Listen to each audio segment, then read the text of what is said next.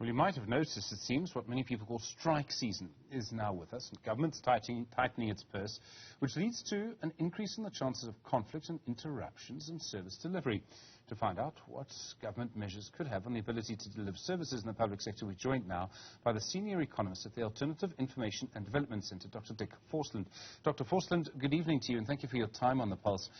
Whenever we, and I include myself in this, whenever we report on negotiations involving unions, we tend to focus on the headline demand. So, for example, this week several unions demanded a 12% increase at SARS.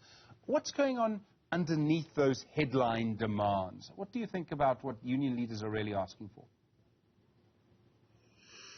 I think that they are asking for something else than tokens to the employees.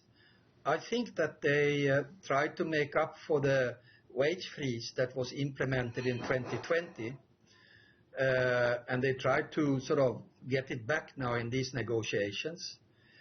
And I think that there's a lot of anger and frustration at many public sector workplaces because the workload has become unbearable in many sites, especially in the health, I guess also in the police, and in the schools where teachers in public education are fighting with overcrowded classrooms. So I think that there's a lot of pressure coming from below, and the government has to respond to that as an employer. So I think that is the background.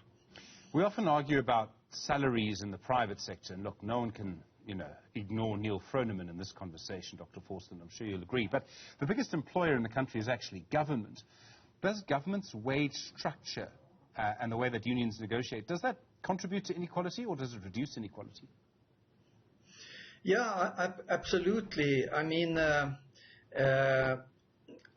think maybe you read the article that myself and Brian Ashley of AIDC wrote on Daily Maverick. And if you study that table that we presented there, which is directly from a budget document called Estimate of National Expenditure, you would see in that document that the plan was to reduce nominally the labor costs for the lowest paid employees, but for the 37 managers and top executives at the SARS, the budget of the wage increase was 7%.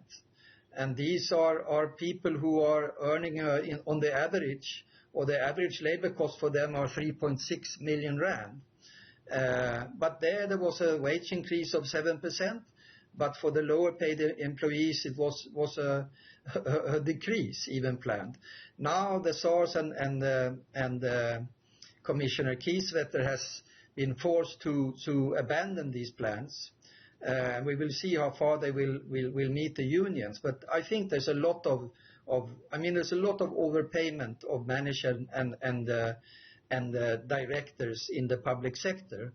And I think it would be a very good strategy of the trade unions to point this out and to say that the wage increases of the operational staff should not only be sort of at the expense of the harsh austerity policy of the Treasury, but also at the expense of the overpaid management, which I don't know where this comes from. In another discussion the other day, I think it comes partly as a legacy of the so-called apartheid wage gap, but I think also that there is a pull from the corporate sector and from the finance sector, but it's not acceptable, I think. And I think that people react for this, especially when you have a less probability, I guess, during the COVID crisis to die from an infection than if you are a nurse, for example, at the public hospital. So they are putting their lives on line. There's another there are lots of different aspects to this, and everyone uses nurses. No one ever uses, licensed officials who we know are sometimes accused of corruption and don't seem to work very hard. And this gets to another point that I want to make, Dr. Forslund, is that I think there's a tension that may be developing in our society. I completely accept your point that government workers, public sector workers, need to make good on the income that they lost because they didn't get increases. I would, in fact, add to your point and suggest that you may agree that also government workers are probably now having to spread their income by among more family members because their family members have lost jobs. And I think that's a big part of this tension. I can see that you nod. But I think there's something else that's happening as well, which is that people who are supposed to receive government services, who work in the private sector, will probably have lost more income during the pandemic than government workers. They're not getting increases. They see people at SARS demanding 12%, and they think, well, when I go to a hospital, when I go to a school, when I go particularly to the police, I don't get the services that I'm paying for, that my tax is paying for, would go the argument. And so I disagree with a public sector wage demand that's much higher than anyone's getting in the private sector. How do you see that tension developing? Yeah, I think really it can become a very vicious circle, and the austerity or vacant posts, and as you might know now officially the Director of Public Administration, that department agreed to 165,000 officially vacant posts. And you have a lot of demoralized staff and staff who are stressed and behave badly, and maybe they can't even provide the Panodil at clinics and so on.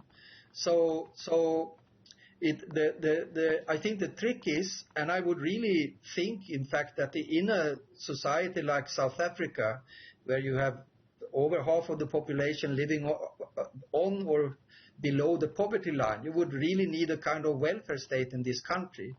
But then you need to create a good circle instead of a vicious circle. So when you cut back, then the services become bad. Then you kind of mobilize the sort of the public opinion against the public service as such. But I mean, there's no country in the world where you haven't sort of seen expansion of public service as a share of the whole economy to accomplish socio-economic rights of the broad population, and especially with the constitution like the South African, where you have socio-economic rights even enshrined in the constitution. You need a strong and healthy public sector. But I mean, the problem is the issue of moral high ground for increasing taxation, for example. And then, of course, corruption is a very big problem. But I mean that the public sector unions in this situation, they should really campaign, I think, on the issue of equity or wage inequality also in the public sector, because the managerial wages and salaries, they are exorbitant in many places. And there's a lot of things to be gained there. Dr. Forslund, we'll have to leave it there. Thank you. I do appreciate it. Senior Economist at the Alternative Information and Development Center.